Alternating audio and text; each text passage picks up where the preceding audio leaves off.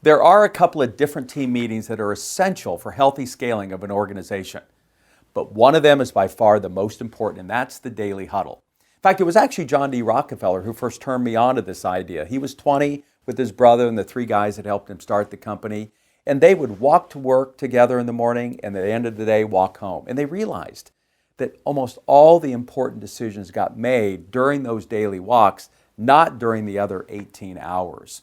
And so when he moved to Standard Oil to New York City, even though the inner circle changed, he continued this daily huddle.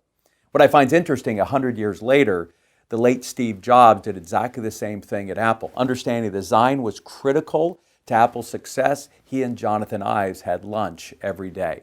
In fact, there isn't a company in Silicon Valley that would even think about operating successfully without the daily huddle. It's at the heart of both the Scrum and Agile methodology. So, what does it look like? Well, we see three major agenda items accomplished in roughly 10 to 15 minutes. First, what are we up to over the next 24 hours? That way we can avoid minor train wrecks and maybe take advantage of some synergies.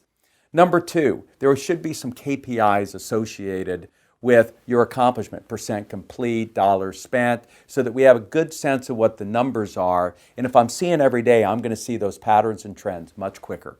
And then number three, the most important agenda item are what are the stucks? What are the constraints? What's going to keep me from being effective over the next 24 hours?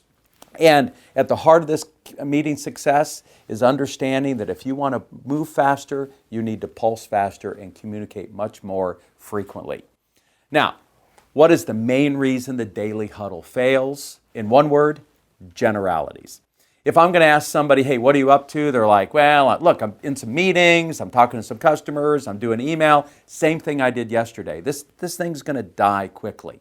What we're looking for is specifics. I want to know that I'm in a meeting to work on 4 different initiatives when everyone else thinking maybe there's 3. I want to understand that we're interviewing this particular person's name. Here is the issue that we're having with the customer. And if I'm working on a particular quote today, I want to know what that dollar amount is and who it's for specifically so that I can connect that in my brain with the rest of the team. If you want to dive deeper into this topic and learn about the different types of meetings called the meeting rhythms, go to our blog. Share it with your team, and if you have any questions, leave us a comment. Thanks for watching.